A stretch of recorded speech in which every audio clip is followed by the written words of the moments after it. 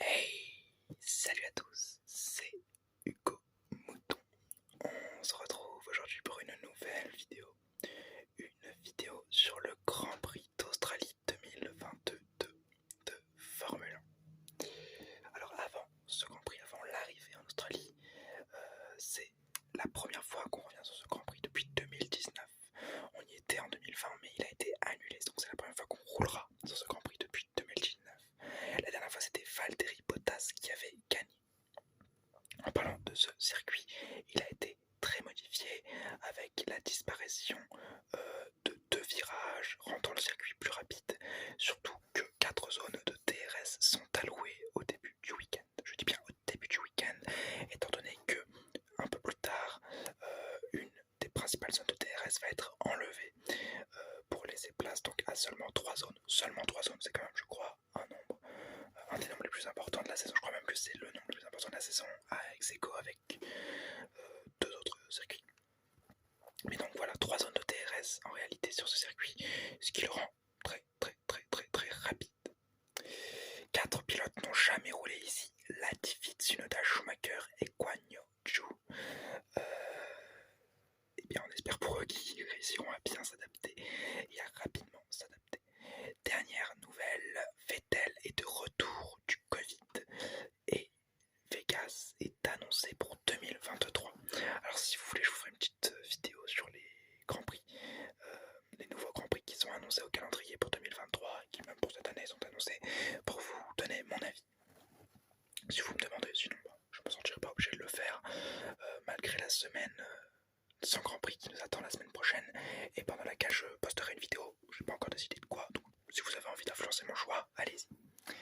En FP1, Alpine s'est reparé de belles couleurs bleues à nouveau, toujours avec le sponsor PWT affiché sur les ailerons avant et arrière. Personnellement, je trouve cette monoplace magnifique. Malheureusement, c'est déjà le 3e moteur pour Fernando Alonso qui va devoir donc jouer un jeu d'équilibriste au niveau des pénalités pour le reste de la saison, étant donné qu'il reste encore 20 Grands Prix et qu'il n'a plus le droit de changer de moteur déjà. Alors il y en a, celui de la semaine dernière est foutu, mais celui qui a du premier Grand Prix peut encore être réutilisé selon Viry-Châtillon, donc on ne sait pas, on verra. Pour parler des essais en eux-mêmes, beaucoup de pilotes bloquent les pneus. Perez perd un morceau de carbone et provoque un drapeau rouge. Magnussen part un peu au large et visite le bac à gravier, tandis que Alonso passe aussi dans les graviers à cause d'une erreur pour le virage 3. Leclerc fait un essai de départ dans les stands, mais en rentrant dans le premier virage, il passe dans le gravier à cause de cette pneu froid. Vettel voit son moteur partir en fumée et s'arrête au bord de la piste, et il fait d'ailleurs à nouveau le pompier, ce qui est une image assez maintenant connue de Vettel, qui à chaque fois récupère ses morceaux de carbone ou fait le pompier pour sa voiture. À la fin de la session, Leclerc passe à nouveau au large dans les graviers. Sainz est premier de cette session, Leclerc est deuxième, Verstappen est troisième, et tandis que la plus belle image de la session arrive après la fin de la session. Vettel rentre avec un scooter d'un des commissaires de course pour aller dans les stands, mais il ne rentre pas par les voies habituellement autorisées pour cette rentrée dans les stands rapides. Non, il prend la piste et il rentre sur la piste avec le scooter. Alors c'est une image très marrante et qui malgré cela énerve un peu la FIA parce que oui, c'est vrai que voir un pilote rentrer avec un scooter mal casqué, parce qu'il met le casque par-dessus la tête, mais donc on voit son visage, rentrer comme ça au stand, ça ne plaît pas trop, et donc une enquête est ouverte pour entrer en piste sans autorisation. J'ai tout de même beaucoup aimé ça, je l'avoue. En FP2, deuxième session et deuxième fois dominée par les Ferrari. Les Alpines sont en bonne position alors que Verstappen se plaint de sa monoplace durant presque toute la session, soit à cause des vibrations, soit à cause d'un manque d'équilibre. Donc voilà, visiblement la monoplace n'est pas bien réglée. Et puis Red Bull. Vettel vit une mauvaise première partie de week-end, sa voiture ne partant pas des stands, toujours handicapée et toujours en réparation à cause du problème moteur, et il a aussi pris 5 000 € d'amende pour sa petite sortie en scooter. Leclerc est le plus rapide de cette FP2. En FP3, le week-end est décidément catastrophique.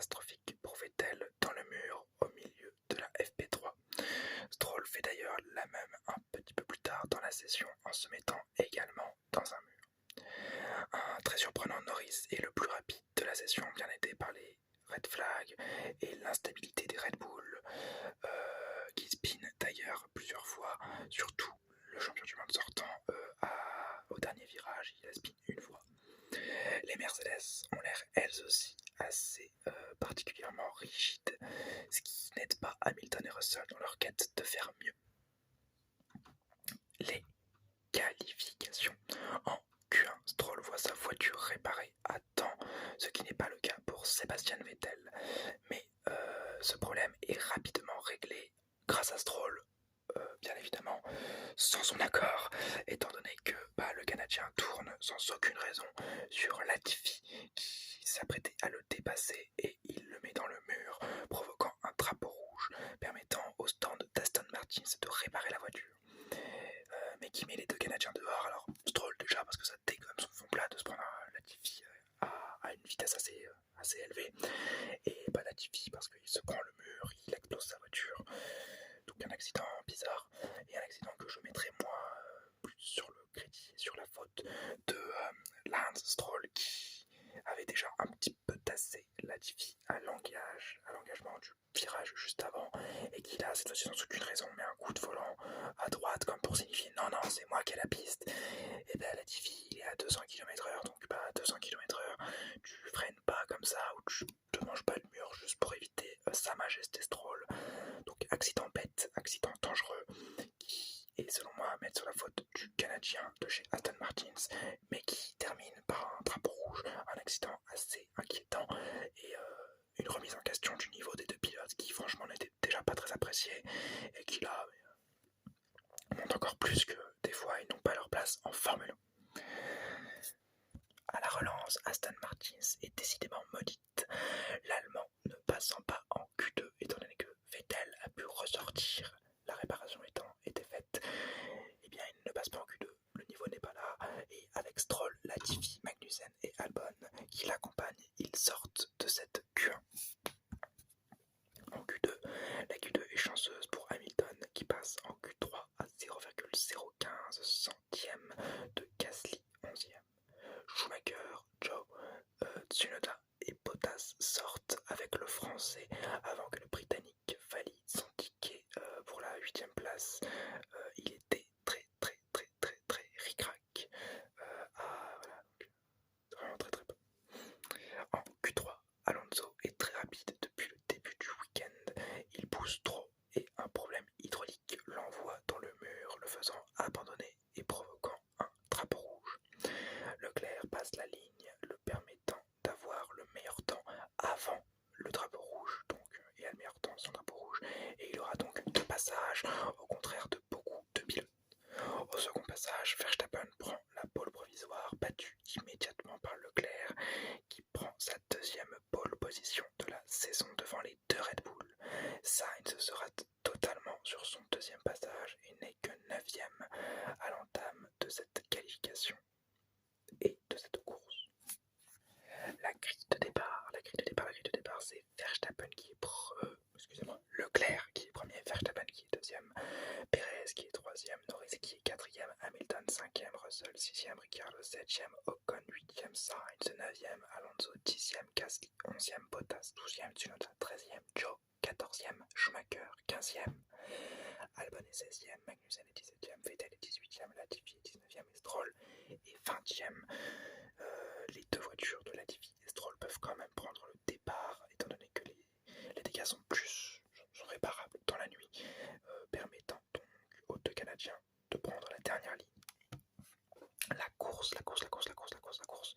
c'est un bon départ de Leclerc qui est bien suivi par Verstappen, Perez et doublé par George Russell. Le départ est plutôt moyen pour Carlos Sainz qui fait son maximum pour remonter dans le peloton, mais qui est bien compromis par la résilience de Tsunoda et de Schumacher qui le bloquent et qui font finalement un très bon départ. Dans le 2e tour, Sainz à la limite sort et finit bloqué dans le bac à gravier.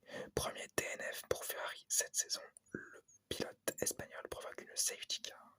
Au tour 11, Vettel manque le mur de peu, ses freins ont l'air visiblement très rigides et durs d'utilisation.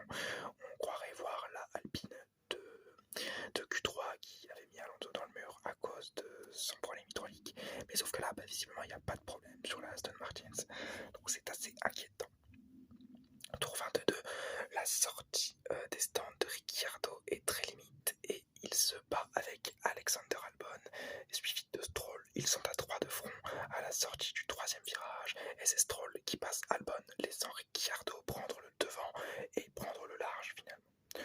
Au large qui est très rapidement anéanti car au tour 24, la safety car est déployée. Pérez essayait de dépasser Hamilton, et bien tout est fini. Et donc le Mexicain doit se rabattre derrière le Britannique parce que Vettel a perdu la voiture et a percuté le mur du virage 5.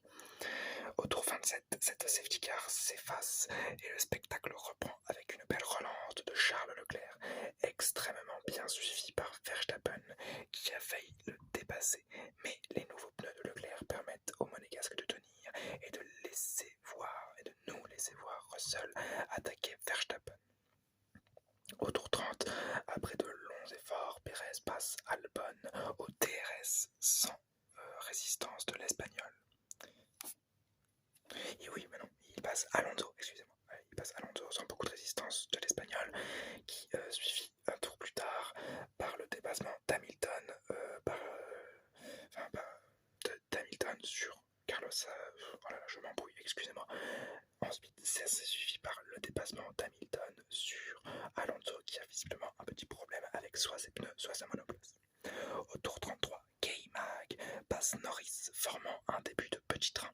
Arrêté par le dépassement du Britannique, redépassé quasiment directement après pour le refaire dépasser à nouveau. Donc voilà, une sorte de petit train entre Hamilton et K-Mag qui se battent en piste. Au tour 35, Ricciardo passe Magnussen à son tour, et tandis qu'au tour 36, Russell reçoit un message d'écurie lui disant qu'il est préférable de laisser la position à Pérez plutôt que d'abîmer trop les gommes sur la défense de son poursuivant. Son poursuivant d'ailleurs passe au tour 37 et au tour 39, Verstappen abandonne sur le bord de la piste, provoquant une virtual safety car. C'est une catastrophe pour le champion du monde sortant.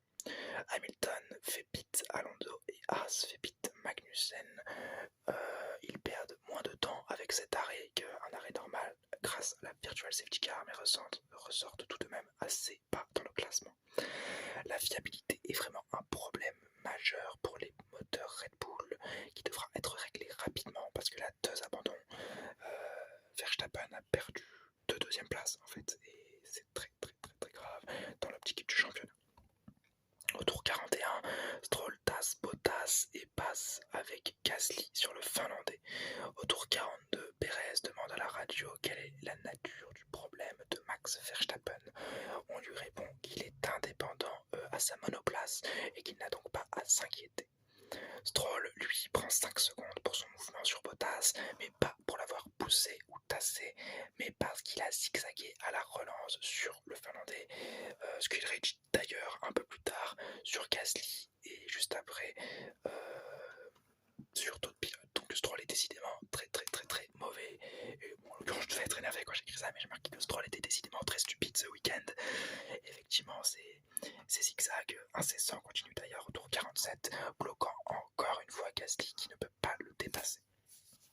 Au tour 50, le Français fait sauter le bouchon et passe dans la ligne droite de départ pour s'échapper du Canadien qui continue sa conduite dangereuse avec Bottas cette fois-ci. D'ailleurs, le Finlandais se débarrasse de lui assez rapidement au tour 51. Tandis qu'au tour 52, c'est Alonso qui se fait passer par Joe et Magnussen dans le même tour. Il perd tous ses efforts et paye d'avoir tapé dans les pneus pour remonter sur la piste et remonter tout court en fait après son mauvais départ.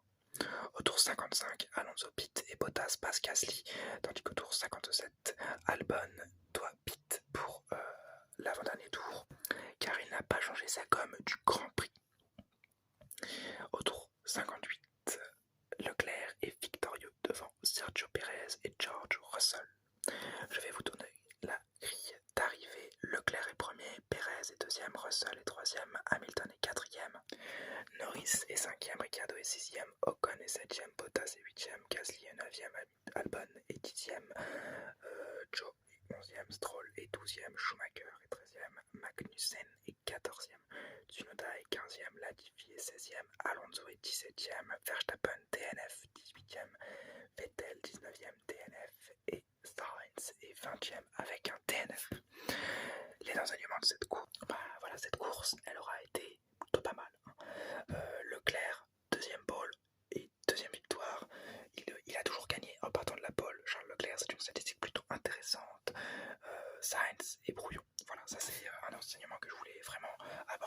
Sainz est brouillon. C'est la première fois en 2 ans qu'il est brouillon chez Ferrari. C'est l'impression qu'il m'a donné en tout cas sur les 2 dernières années. C'est la 2e fois en 2 ans qu'il est brouillon. Et bien on voit que quand il est brouillon, il fait un très très mauvais week-end. Lui qui est si régulier habituellement, cette fois-ci aura été touché par l'irrégularité, excusez-moi, et aura fini en DNF. C'est dommage pour le pilote ibérique.